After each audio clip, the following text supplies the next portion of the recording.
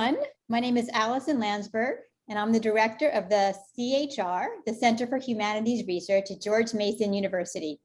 Welcome to a CHR book talk on States of Liberation, Gay Men Between Dictatorship and Democracy in Cold War Germany, published by the University of Toronto Press in 2022 by Samuel Clowes Huneke, moderated by Johanna Bockman.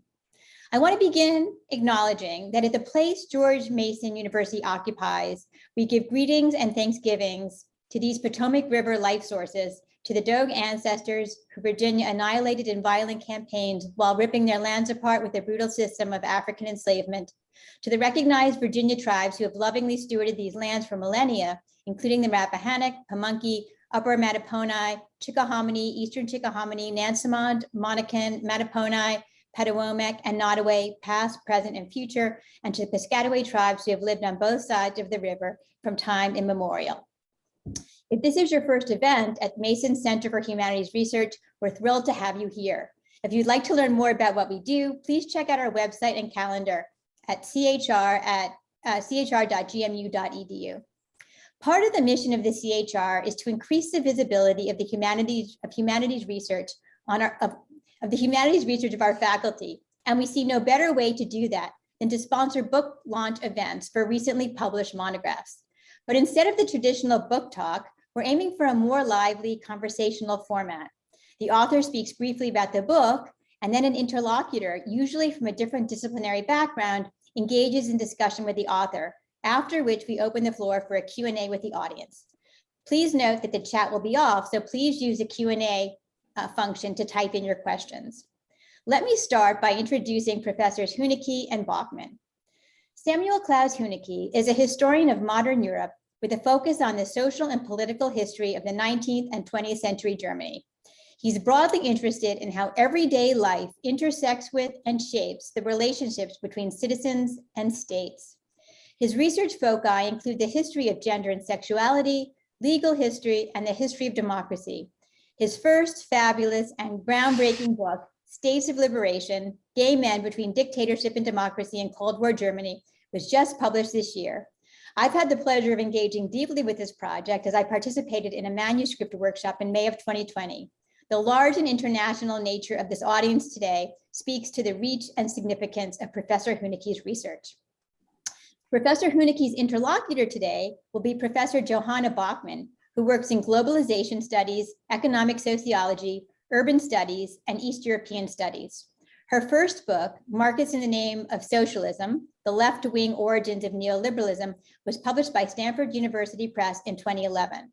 Bockman is currently working on two book projects, a book on multiple globalizations and gentrification on one block in Washington, DC, which has yielded several publications to date, and a book on the 1980s debt crisis from the perspectives of the second and third worlds, including non-aligned worlds, which has yielded articles on socialist globalization against capitalist neocolonialism and the struggle over structural adjustment, socialist revolution versus capitalist counter-revolution in Yugoslavia and the world, published in the History of Political Economy. And those are both part of this second project. Please join me right now in welcoming Professor Huneke. I will now turn the floor over to him.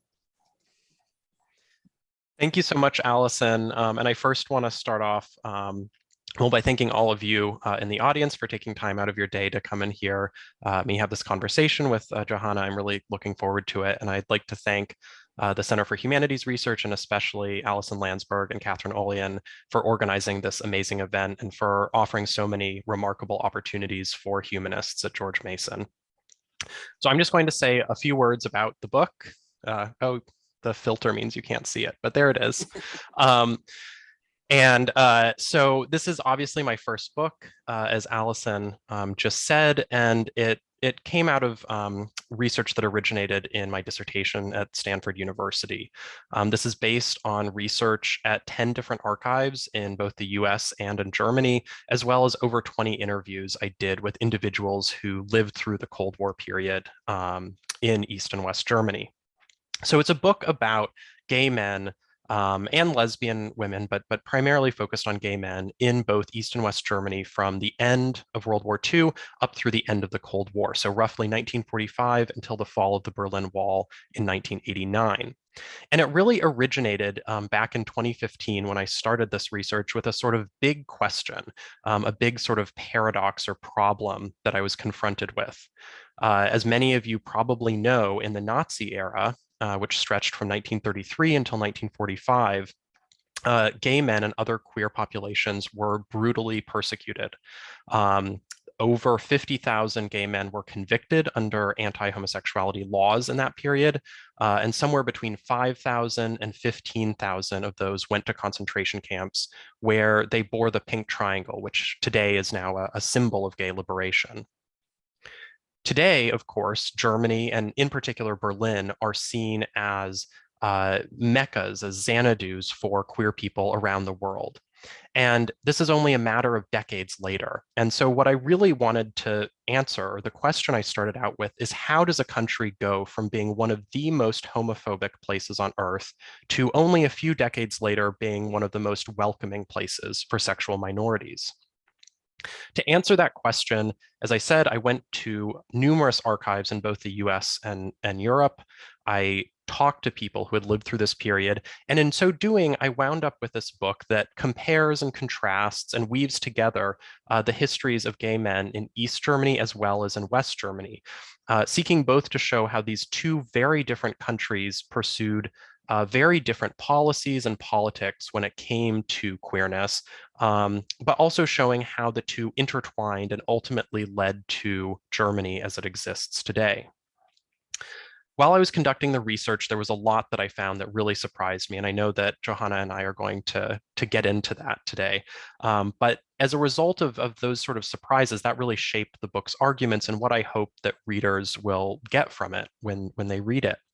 And the two sort of big takeaways in my mind, one has to do with the nature of gay liberation or queer liberation. And that's where the title, States of Liberation, comes from. What I found is that liberation is not a static or pre-existing goal.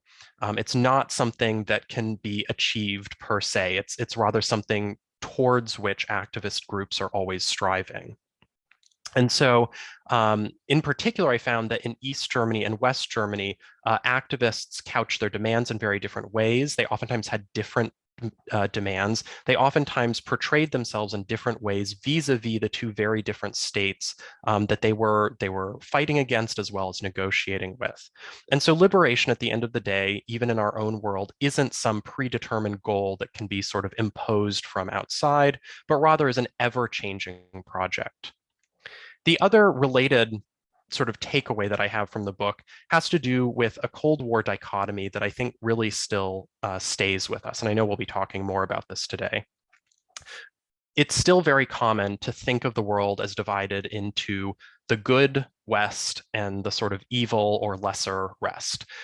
This is in particular true when we think about and talk about Cold War history and when we compare Western Europe and Eastern Europe. And what I ultimately found in tracing the histories of gay men in East and West Germany is that there was a far more complex story. And that in certain ways, East Germany, which was a brutal communist dictatorship, was seemingly more progressive towards queer populations than was democratic West Germany. This is, of course, not to say that East Germany was a better place, but rather that we need a more complex sort of understanding of how these states actually functioned, how they treated their citizens, and the type of life that was possible in these two different states. So I'm going to shut up now, and I know that Johanna has some thoughts about the book, and that will, I believe, launch us on a productive conversation. Great. So yes, so thanks to Sam for writing this book. This book has been a book I've been looking for a long time. I teach a class on post-Soviet life, and we spend a lot of time looking at socialist era places around the world and also post-socialist areas. And so students have always been interested in this topic. And what was gay life like under socialism? How did lesbians live? Were there trans people? All sorts of things, questions that students have. And there hasn't been this kind of book that actually brings East Germany and West Germany together. So this is like totally exciting and a wonderful thing to do. This book is really great also because we in East European studies and also in Cold War studies, we always have a lot of trouble because people are always making comparisons between actually existing socialism and some kind of explicit comparison with some kind of abstract country that may or may not exist. So this abstract country may be completely free and everyone's nurtured and embraced as, as a fully human people completely. And so these comparisons between a reality and an abstraction, or reality and a stereotype, are not very helpful. And so here we have in Sam's book, actual policies, actual realities in East and West Germany, sorry. And the chapters bounce back and forth between East and West Germany, and they move through time. And so it's wonderful to see them this way in comparison, basically. And it explodes a lot of assumptions and binaries that we have about East and West, and in many, many different ways. So I think that's very cool. So I want to start with one sort of fun question. So what is your favorite part of the book? What is the part of the book, the chapter or the section that gave you the most satisfaction or fascination while working on it? I think so. I mean, that's a good question, but it's a sort of hard question to answer because so much of it was so pleasurable to write. I think really the last chapter, though. So the last chapter deals with East Germany in the 1980s. So it's basically, as you said, the book sort of bounces between East and West Germany, and roughly speaking, there's a chapter devoted to each decade in each country. So there's a sort of introductory chapter about the Weimar period and the Nazi period. And then there are 8 other chapters covering the 1950s, 60s, 70s, and 80s in each country, roughly speaking. So the last chapter is sort of the I don't know, cherry on top of the sundae in my view. And it has to do with the fact that in the 1980s, you have this incredible change for queer people in East Germany, which again is a communist dictatorship. It's one of the most sort of notoriously inflexible regimes in a lot of ways in the Cold War period. And yet, starting in 1985, you have just a slew of pro-gay policies that get passed. You have the Supreme Court and then the Parliament equalize the age of consent. So equalize the age of consent between heterosexual and homosexual relationships. This is something that doesn't happen until 2003 in the US, for instance, in Lawrence v. Texas. You have a policy promulgated to allow queer people to openly serve in the military, and that specifically directs military officers to deconstruct homophobia in the military. This is obviously something that doesn't happen until the Obama era in the US. You have a relaxation of censorship around queer issues. You have an increasing number of secular sort of activist groups that are specifically authorized by the socialist regime. And the socialist regime starts working with them both on programming and also to spread awareness about HIV and AIDS. And I could sort of go on, but you have just this incredible sea change in the mid to late 1980s. Now, this is something that was sort of roughly known. It's not like this was a complete secret when I came to the topic, but what wasn't really known was exactly how the government had come to this decision, how they'd arrived at the decision to make these changes. And so a lot of the research I did was in the Stasi archive, the secret police archives of East Germany. And I was rooting around looking for evidence of how these changes came about, why they came about. Again, in East Germany, everything was done in a fairly top-down way within the government and within the bureaucracy. And so I eventually found this paper trail of memoranda authored within the Stasi that basically very clearly laid out how the Stasi had come to change its thinking about gay and lesbian activist groups. And rather than seeing them solely as sort of cynical Western efforts to destabilize the regime, which is how they did see them in the 1970s and the early 1980s, they rather started to acknowledge that these citizens had legitimate complaints, that they had legitimate policy goals. And so they essentially struck upon a idea of admitting those policy goals and acting on those policy goals as a way of reducing the need for these activist groups that were springing up around the country. So essentially, it was a cynical move. It was a cynical move to try and depoliticize sexuality in East Germany. But nonetheless, it resulted in these really momentous changes. And so chapter 9 really lays out the story of how those changes happened and the sort of relationships between activist groups and members of the activist groups and the Stasi, and how that allowed that to happen, and making the case that both this was a cynical effort on the part of a secret police apparatus to sort of get rid of a group that they saw as potentially oppositional to communist rule, but also that it's a story of the real savviness of these activists who were able to couch their demands in ways that the socialist government and the socialist bureaucracy would actually understand and act on. Yeah, I could really sense that about chapter 9. It was, I mean, the whole book is fascinating. I can tell your interest all the way through it. But that last chapter just has like this wonderfulness. But I think it also comes from my own also deep interest in that time period. So what's interesting too, when I was reading this is, that the study of East and West Germany isn't actually often seen as part of East European studies. And so my understanding has always been that we are different because there's a German studies conference and then there's the Slavic or the Russian and area studies. We have an association separate from you guys. And so that means that German studies and my regional studies of East European studies really have different sets of questions and different sets of debates. But I also think that scholars studying East and West Germany also have different debates from each other. And also what I really think is important is that they have different historical chronologies, and that those chronologies can be seen as socialism and capitalism, but maybe other sorts of chronologies. So I was just wondering if you could talk about how it was to bring together these different chronologies and different debates. Yeah, that's sort of, I think that whereas your first question is what was sort of easy in writing the book, I think this was something that was really challenging in writing the book. And I guess, the first thing is that my advisor, Edith Sheffer, her first book was also a sort of history, an everyday history of the Iron Curtain that, again, looked at both East and West Germany. So I was coming out of a sort of intellectual tradition that was interested in making these comparisons and in telling a sort of unified history of Cold War Germany. And there are plenty of other individuals who have done this too, and provided sort of real models for how one could do that.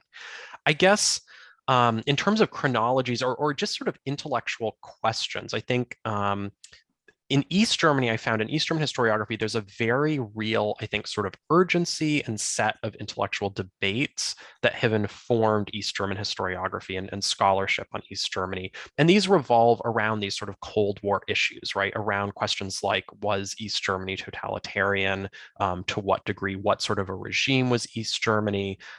Increasingly, there's now a question about how has East Germany sort of lived on, right? It didn't just end when it ceased to exist as a state in 1990, right? You still have the citizenry of East Germany, and you have the sort of East German culture and memories of East Germany that linger on into the post-reunification era. So I think of East Germany as a quite vibrant and fairly cohesive field, right? I mean, it's a really weird state that only exists for 40 years. And in spite of that, and I think in part because of the Stasi archive, because you have such an incredible wealth of archival materials that are accessible for historians, you have really rich and engaging debates. I think in West German history, it's been a much slower process to sort of figure out what the main debates are. For a long time, West Germany was just seen as a sort of success story, right? It got over the Nazis, it had the economic miracle, it rebuilt, it established a stable democracy. And of course, those things are all quite remarkable. But increasingly, historians sort of started poking holes in that.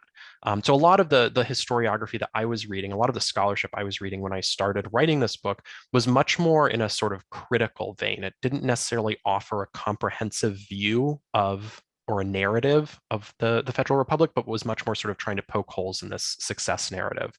And so I think in this case, I'm sort of trying to straddle both of these. This book is definitely in the sort of critical vein of showing on the one hand, how East Germany wasn't as bad as I think we oftentimes assume it was, and West Germany wasn't quite as good as we might wish it were. But also sort of trying to tell a story that does have a sort of narrative arc and is ultimately a story about how, at least in the sort of limited span of time that I'm looking at, things did get measurably better, right? I think historians are oftentimes today afraid of telling stories that have a happy ending. This is something that I think I was also afraid of when I started work on this project. Certainly German historians, right? I mean, German historians, I think, are deeply afraid of having happy endings. And so I guess in tying them together, I was trying to show how you do have something that resembles progress in both countries, and then how they ultimately sort of merge into a reunified Germany in the post-war era. I don't know if that quite answered your question, but it's certainly a sort of stew of things that have been on my mind for a long time. Yeah, and I think sometimes we think about these chronologies as being different, but in fact, there's so many things that happen at the same time, or they're different things, but they enlighten each other by putting them in comparison, right? Right. No, exactly. And I think, and that's actually another interesting point, is that a lot of historiography on both East and West Germany don't always follow a sort of chronological sequence. Oftentimes chapters and books will be much more thematically organized. And so one thing I also really wanted to do as a sort of second or third tier goal of this book was to offer a real sort of narrative about how both East and West Germany evolved. I mean, obviously the central focus are queer people, but there is a sort of, I try to add context. I try to sort of place it in the larger social, economic, cultural, political evolutions of these two countries. Yeah, that's great. Yeah, and I think that's the idea of comparison, that kind of comparison you're making works just so well. And so one of the things this brings, of course, that you're dealing with a lot of dichotomies and binaries, and you say towards the end of the book, you said the histories of the Cold War still sometimes indulge in essentialist frameworks, casting Western countries as capable of transformation and Eastern dictatorships as static. And that idea of transformation or dynamic versus static and dead or gray and nothing happening is such an important Cold War dichotomy to bring into question, which you do. And one of the things about this is these dichotomies don't help us understand when we come across interesting things. So one of the things I like in your book is this discussion of an East German named Charlotte von Mahlsdorf. And you explain that after the Second War, she began living as a woman in East Germany. And that she moved into a decaying villa, and then she started throwing large parties and invited gay activists to have meetings and different activities there in the 1970s. And so I'm like, how on earth did Charlotte von Mahlsdorf, how was she able to do this? I was wondering if you could talk about her or other examples of these kinds of unexpected people and institutions that emerged from East Germany. Yes, I mean, that's sort of one of, as you say, that's one of the main arguments of the book. And Charlotte von Mahlsdorf is such a colorful character. I mean, she's probably the most famous trans woman in German history. She wrote autobiography in the 90s that got turned into a film. I believe there was also a Broadway play about her. And she, basically, according to her autobiography, she murdered her Nazi father in the Nazi period, but basically got off sort of light because she was still a minor. But basically, as you mentioned, she starts living openly as a woman, starting in the post-war period. She starts collecting curios, art, and furniture and so forth from what's known as the Gründerzeit, or the founding era. This is the sort of early years of the German Empire in the late 19th century. And she then is able to essentially pester her way into rescuing this sort of manor in the outskirts of East Berlin that was going to be torn down. And she sort of pesters local bureaucrats until they give it to her.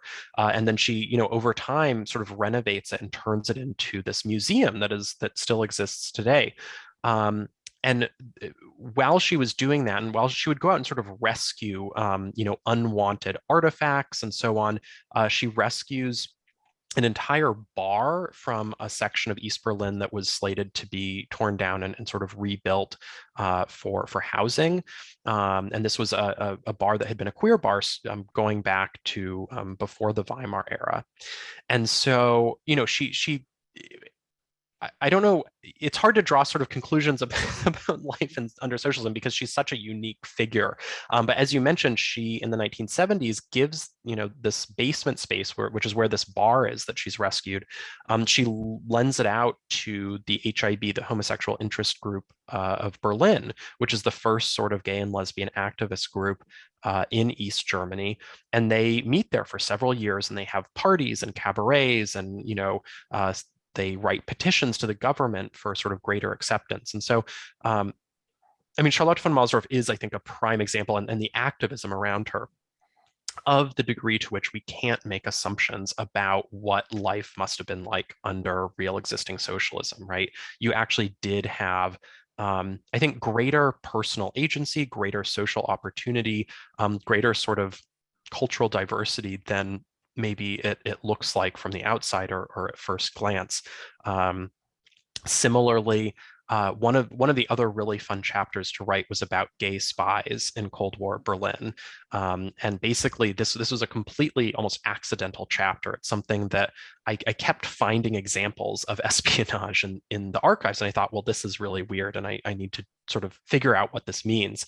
And you know, this isn't quite the point of the chapter, but in reading all these files, you get a really rich sense of the social life of gay men in the 1950s and the 1960s in both East and West Berlin, and a sense of the real sort of social opportunities, and in particular, the really large house parties that gay men would hold, even as homosexuality was still illegal in both places, and even, you know, as the sort of socialist government officially you know, had a great deal of control over how people spent their sort of leisure time and socialized. So I think the entire book is a history of these sort of unexpected opportunities that existed under socialism. Oh, yeah, that's great. Yeah, in East European studies, we're really interested in finding these kind of unexpected ideas or surprising ideas in general. So that's much in line with that, and how these ideas, we're very interested in them about how they emerged from socialist experiences. So like things like markets exist in socialist countries, environmental movements exist in socialism, the practices of individuality also exist in socialism. So at times in the book, you talk about how West German activists influenced East German activists, but then at other times you talk about the ideas emerging out of East Germany themselves, and then at other times you talk about them cross-pollinating each other. Right. So I was wondering if you could talk about the ideas and strategies that developed in East Germany that changed West Germany. Yeah, no, that's so that was something especially as I got into this and I found all these really surprising things about East Germany.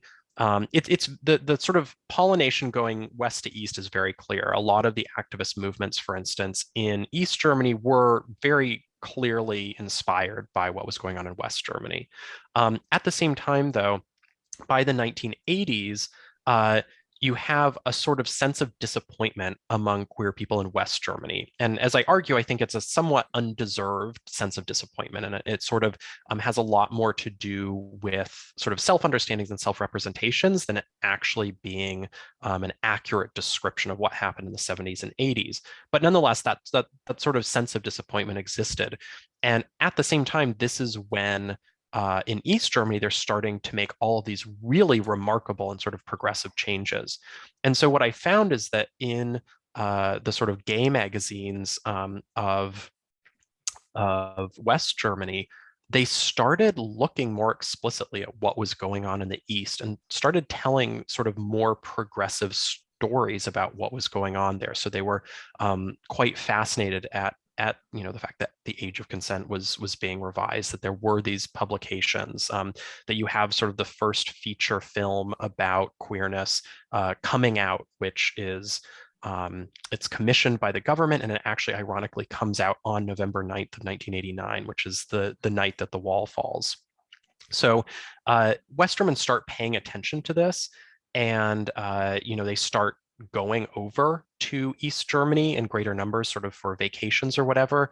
Actually, the first person I interviewed was an American who spent quite a bit of time in West Berlin, living in West Berlin in the 1980s. And again, I interviewed him right at the start of my research. I still had these sort of Cold War dichotomies in my head.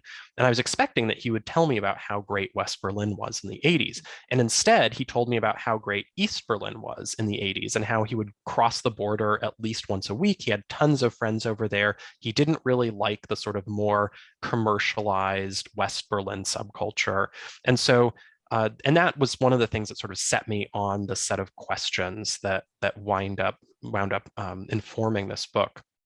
And then after reunification, you have, I think, a greater impact from the former East on the former West than you might sort of notice at first glance. One of the most obvious examples is that West Germany continued to set a higher age of consent than for gay men than for straight people.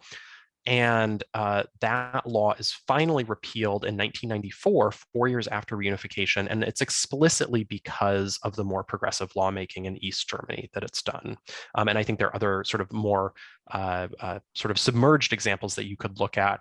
Another one of the really striking interviews I had was with Lothar de Maizière, who was the only freely elected prime minister of East Germany. He's not queer, but he had lots of friends who were gay men or lesbians and were active in the movement. And so he, as a lawyer, got involved in giving legal advice to activists in the 1980s. And when he became prime minister, he tried to enact some sort of progressive legislation. He was only prime minister for a very brief time between the 1990 elections and reunification. A lot of that was sort of dismissed by Helmut Kohl and the West German Christian Democratic Union, the center-right party in West Germany. But when I spoke to him, when I interviewed de Maizière, he told me that he thought East Germany had not only been more progressive or more tolerant than West Germany, but also that tolerance had then sort of, after reunification, changed West Germany, which was a really sort of striking thing. And again, looking at how reunified Germany evolved in the 90s and early 2000s, I think there is some evidence for that. That's so fascinating. Yeah. And I can also say that, like, I was in Hungary in the late 80s, and also it was a place where all sorts of people were coming from all around to see what was up and what was going on in Hungary, what was socialism exactly like, but also because there was so much change going on, just like you're talking about in Germany. Right. Germany.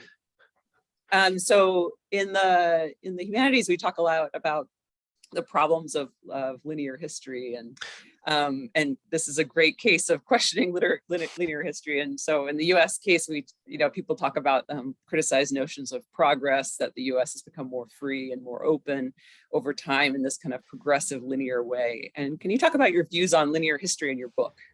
Yes, that is definitely one of the other sort of main targets that I'm going after. And this is, something that also in the history of sexuality and queer history, it's a big sort of hobby horse that I think a lot of us in queer history like to also criticize and poke holes in.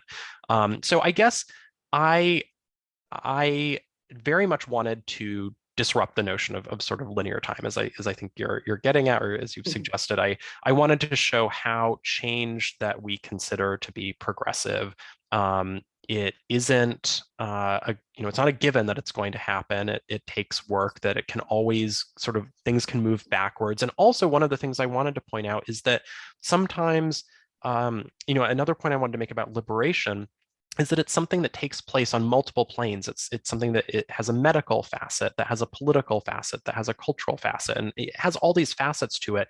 And just because something is getting better in one of those arenas doesn't necessarily follow that it's getting better in another arena. And in fact, sometimes these can sort of move at cross purposes. They can move in a sort of dialectical fashion. It's definitely not linear. And I think that actually has really important consequences for how we think about politics in our own world, right? I mean, I think that there is a sort of assumption, or has been an assumption, that, oh, well, we have marriage equality now, we're set, we don't need to sort of worry about queer rights or queer politics anymore. And I think if nothing else, the sort of range of bills and legislation hostile to LGBTQ people across this country being considered in state legislatures right now is sort of evidence that that's not the case. So the book, though, is very much interested in making that case that these things don't occur in linear fashion. There's nothing guaranteed about them. They take a lot of hard work, and they almost always happen in sort of counterintuitive and unexpected ways, and ways that even the activists themselves don't anticipate or necessarily always want.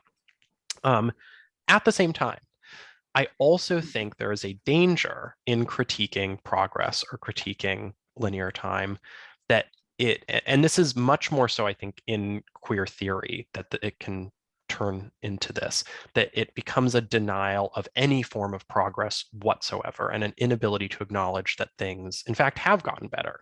And as I said earlier today, I think when you look at how gay men live today in Germany, and you compare it with how they were living in 1945 or 1950, it is demonstrably better. And which isn't to say it's better in every way, right? But I think on the balance, things have improved, and that isn't to say that they won't get worse in the future. And it's not to say that that was guaranteed, but I think there has to be a balance of being able to explain things that look like progress to us without falling into a sort of essentialist trap of, this is simply the triumph of liberalism or the triumph of democracy, or something that was fated to turn out this way. Yeah, I think you do such a great job at showing that the progress is made by people making the progress, right? They are working on several fronts. Yeah, it's very great. It's great. I was wondering about, so a long time ago, I'd been told by someone that when we make comparisons, or when we study another country, we are often making an implicit comparison with our own country. And so I was wondering if this is actually also a book about the United States, and about maybe the United States over the past 10 or 20 years. Yeah, no, it is. I think it's impossible, right, not to sort of have your own home context in mind when you're writing these sorts of books. And I started researching. I went to Germany to start, my big sort of research year a month before Donald Trump was elected president in the US. And so I think more than anything else, the Trump presidency sort of inflected and informed how I was thinking about this book. And so I guess part of it has to do with, I think in queer studies, there's a deep sort of provincialism, and there's a tendency to mostly look at the US, mostly look at the contemporary US for examples, and oftentimes there's an ignorance, I think, of what is happening in the rest of the world. And I obviously am not an expert in what is happening in the other parts of the world outside of Europe, but there is a sort of solipsism within a lot of queer studies, and not all of it. And so one of the goals of this book was to show how a sort of US model of liberation or of persecution doesn't just apply neatly to the German case. And I think you could do that with any other country, and show how these things really change depending on context.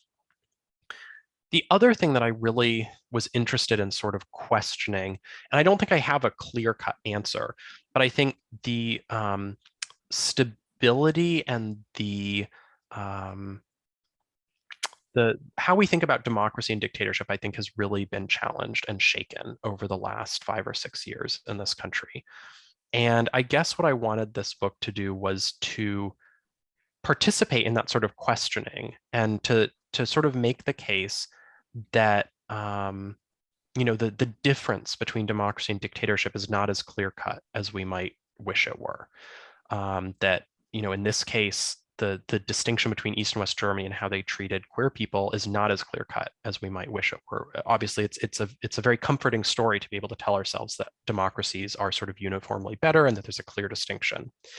And I think that has sort of a hopeful message and a sort of warning, right? The warning is that we can always sort of slide in further down the scale towards dictatorship, that things can always get worse. And the sort of hopeful side is, as you say, is that progress is made by people, and that progress, that these positive changes can occur in any situation, and that these things, neither a sort of a triumph of democracy or a sort of slide into authoritarianism, neither of these are inevitable. They are very much the result of the actions that people take in their everyday lives. And so that, it's sort of a convoluted way, but it very much was me trying to make sense of the current moment in the US, and to say something hopefully productive and hopefully, I guess I wanted to say something hopeful about it. Yeah, that's great. That's so wonderful. And I was just wondering, at just maybe to end this and to go to Q&A, I was wondering also about, like, what did you not get to do in this book that you want to continue doing research on, or what other kind of future projects do you have? Yeah, no, that's a fantastic question. I think as I write in my introduction, I set out to write a book that was going to be really about lesbians and gay men. And ultimately, I got sort of overwhelmed by the archival material I found. And it ultimately wasn't a fair characterization of the material I found to say it was about gay men and lesbians. So there are lots of lesbian stories here, and they play an important role. I interviewed several lesbian women. But it ultimately really is a book about gay men. And so, in my future work, I really do want to look more at other queer populations in German history and European history. I think the stories of gay men are important and should be told, but they shouldn't be told exclusively, and it shouldn't be a way of ignoring other forms of queerness. My next project, which I've already done a lot of writing for, and I'm very excited to be, I'll be a fellow at the Humanities Center next fall to start work on this project, is a history of lesbian women in Nazi Germany. And that's something that I've sort of actually been pursuing in parallel with this book, and I'm really excited and eager to get a chance to work on a book-length version of that project. And I don't know the sort of final form it will take.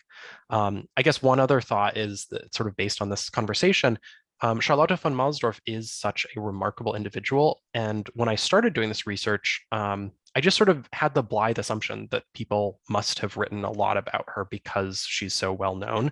As it turns out, that's not true. There isn't actually that much that has been written about her from a sort of historical or scholarly perspective. So I think down the road, I would love to at least research her a bit more, and maybe someday write a biography of her. That's great. But anyway, thank you so much, Johanna. This has been a really wonderful and exhilarating conversation. Thank you. It was really, really fascinating discussion and a fascinating book. So thank you. Great. Well, I think we can launch right into questions then. Thank you both so much for this conversation and for launching with CHR. I was just going to pop your book in the chat here so people could order if they wanted. Your publisher has been a big help in, helping publicize this event. So they might be happy about that as well. Thank you. Great. So it looks like we already have one question, and please keep them coming. So Peter is wondering, could you comment on the difference in how lesbians and queer men were treated in the two Germanys, which, as you say, wasn't your main interest, and you are just saying is what you will be doing next. He says he believes it might be parallel to the British story. Yeah, that's a fantastic question. So lesbianism, the sort of biggest difference is that female homosexuality was never criminalized in really in either Germany. The only sort of asterisk there is that in East Germany, when they got rid of the criminalization of male homosexuality in 1968 and revised it to that higher age of consent, they included lesbian women in that higher age of consent. But otherwise, female homosexuality is never criminalized. When it comes to the Nazi period, there's been a lot of debate about whether or not lesbian women were persecuted under the Nazis. And what I've tried to show in my work, and what a lot of other remarkable historians who are doing this sort of pioneering work have shown, is that lesbian women were in fact persecuted in a myriad of ways, even though there wasn't an explicit law or policy criminalizing their actions. So in East and West Germany, you have sort of, again, the way that lesbian women are treated in the 50s and 60s don't mirror exactly what's going on with gay men. You definitely have forms of persecution and taboo and stigma. In East Germany, for instance, there's evidence that lesbian women who divorced their husbands were at risk of having their children taken away from them and given to their ex-husbands. And then in the sort of 70s and 80s, when we get into sort of activist movements, you have in both countries efforts to theorize forms of liberation and political activist efforts that will tie together gay men and lesbians. And so this is sort of a utopian moment where you have gay men and lesbians trying to cooperate. In West Germany, that breaks down quite quickly. A lot of the men who really sort of dominate in these groups are incredibly misogynistic. And so the women ultimately find that they have a lot more in common with burgeoning feminist movements in West Germany than not. And then just quickly to finish answering this, you have similar dynamics in East Germany, but my impression was always that there was more cooperation that sort of lasted for longer between lesbian activists and gay male activists. Great, thank you. We'll take one from Richard next, who is asking, to what extent were courts involved in the development of policy in East and West Germany, as opposed to legislative and administrative enactments? That's also a really excellent question. So a lot of the sources I used were court sources. And especially in the sort of 50s and 60s, as these two countries were determining the degree of sort of criminality associated with male homosexuality, courts were incredibly important. So in East Germany, it's actually jurists who sort of lead the charge. It's the Supreme Court that strikes down the Nazi-era version of the law criminalizing homosexuality and reverts to this sort of milder law in the 1950s. In West Germany, in contrast, they opt to keep this Nazi-era law, which is why you have such a degree of persecution in West Germany in the 50s and 60s. And there are various appeals that try and sort of imitate what East Germany has done that try to get that law struck down. Those go all the way to the Constitutional Court, which is the West Germany's version of the Supreme Court in 1957.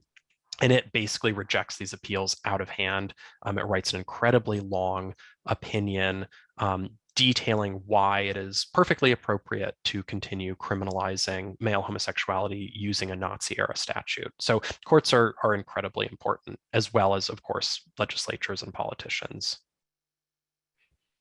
Great. And I mean, as we're waiting on a question here, I actually had one of my own, Sam. I did read the book. I really, really enjoyed it. So thank you for that opportunity. Oh, one did come in, but I'll go ahead and ask. One thing you sort of end with, and this relates to what you were talking about earlier with linear histories and the danger of that, you do end by pointing out some of the ways in which Germany, has a little bit of work left to do in terms of gay rights. Mm-hmm. And so you compare Berlin to San Francisco, for example. I was interested in hearing you talk about that for the audience as well. Yeah. So, I mean, the epilogue was such, in some ways, the epilogue is really more my personal ruminations. It's not quite, it was my chance to sort of do what I wanted with the material and to sort of think about what happened after the fall of the Berlin Wall. It was also a lot of fun to write. The last paragraph of the epilogue is probably my favorite paragraph in the entire book. And yeah, so part of it was me just sort of thinking about my own experiences as a gay man in these two cities that I spent a lot of my 20s in, Berlin and San Francisco, and finding that in some ways Berlin was a better experience, a happier experience, and in other ways San Francisco was. And so one example of where there's sort of work that needs to still be done in academia, queer studies, queer history, history of sexuality they don't yet have the same degree of acceptance and sort of respectability that they do in the US or Canada or the UK, for instance. In Germany, they're still sort of seen as a second tier subject in a lot of universities. Similarly, when it comes to queer healthcare, I think the US is far ahead of Germany. This was right around the time that pre-exposure prophylaxis for HIV had just come out. In the US, it quickly became the recommendation that sexually active gay men take it, and it became available. In Germany, it took a much longer time for it to even be sort of prescribable in these cases. So those are just a couple examples of the sort of things that were on my mind when I was talking about how, again, these are both places that we can think of as liberated, but that doesn't always mean that the realities on the ground mirror each other. Right. Thank you. Okay, so we'll move back to audience questions here. We've had so many come in the last minute. So one from Rosemary is, were the social and political attacks on gay people in the 1950s and 60s similar in East and West Germany, or were there any important differences? That's a great question, and there were definitely important differences. So both countries were not happy places overall for queer people in the 1950s and 1960s. That said, there were important distinctions. The most important distinction was, as I sort of mentioned, the difference in the law. So in West Germany, they keep the Nazi era law, which is much more sort of draconian. In East Germany, they revert to the previous law. And that means that in West Germany, between 1949 and 1969, there are over 50,000 convictions of men under this law. In East Germany, we don't have complete figures, but it is several. It's off the top of my head, I think they have 5 times fewer convictions per capita than they do in West Germany for years where we do have complete figures. So that's sort of the biggest difference. When it comes to sort of homophobic rhetoric, there are also important differences. In West Germany, they remain really transfixed by this fear of gay conspiracies. There's this notion that gay men are sort of inherently conspiratorial and draw together in cliques, and that sort of threatens the social stability, political stability. And that's an idea that's inherited from the Nazis, from the fascist tradition. And that's not an idea that really inflects the discourse in East Germany. So those are a couple differences. Great, thank you. So a question from Yvette here.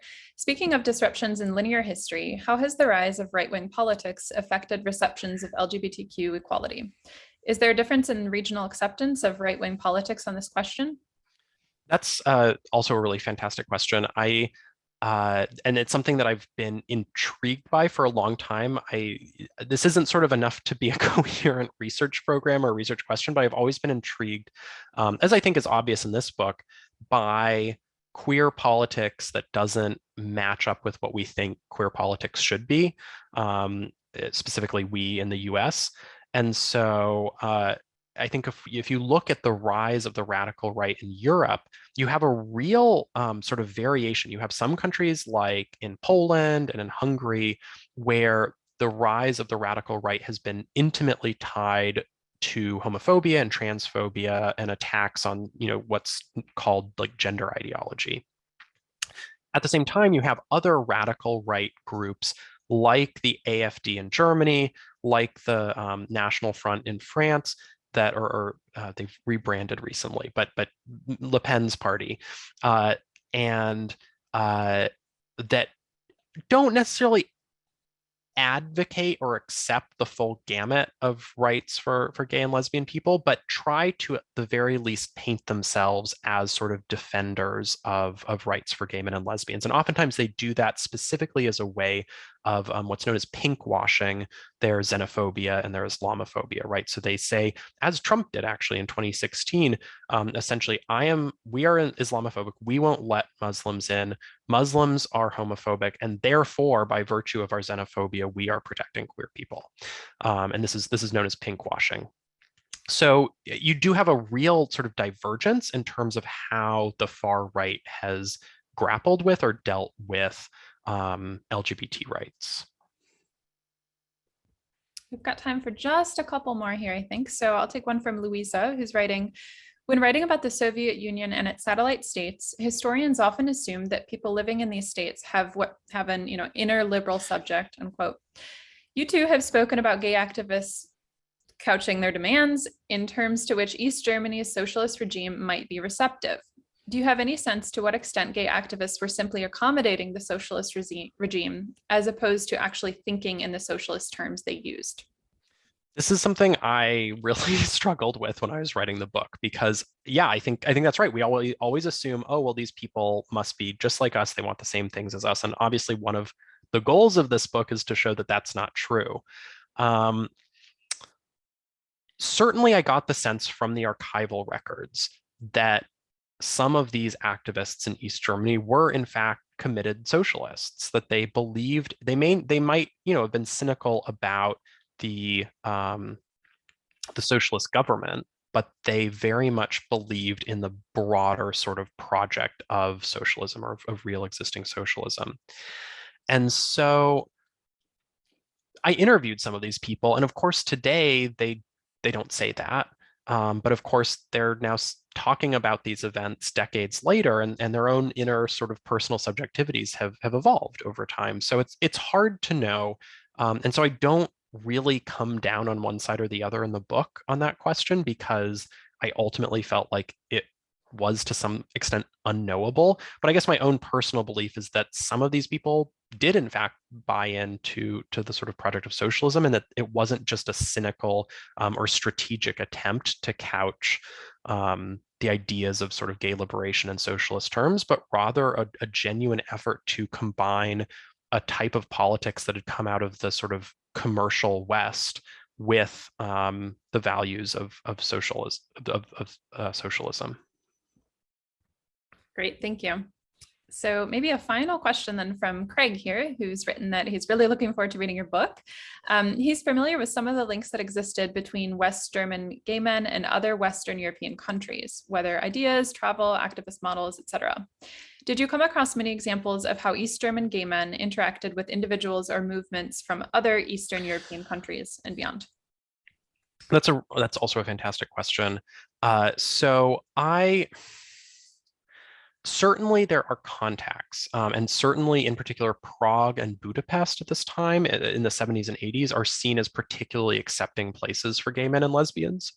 And so I did come across evidence, publications, Stasi records that referred to tourism from East Germany, so that gay men and lesbians would go to these places because they had reputations of being quite accepting. There are even Stasi files where they're referred to as the sort of Amsterdam of Eastern Europe, since Amsterdam was sort of the hedonistic capital of Western Europe. East Germany is sort of unique in the Eastern Bloc in the sense that you do have sort of nascent activist efforts in other countries, like in Czechoslovakia, there's sort of one circle that coalesces in the late 80s and does succeed in getting a few changes made.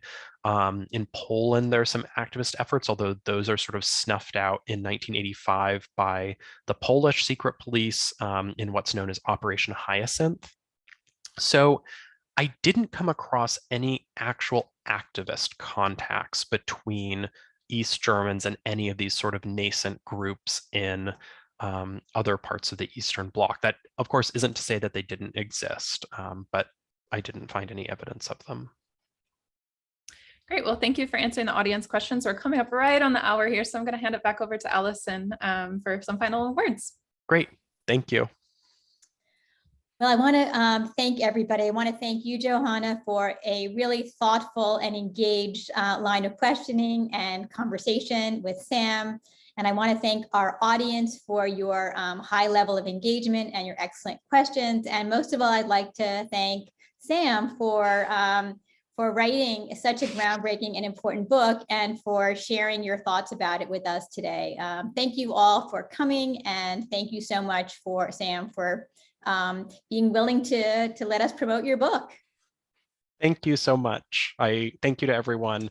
Thank you, Allison. Thank you, Johanna. Thank you, Catherine. This has been a real pleasure. Okay. Bye, everyone. Thank you.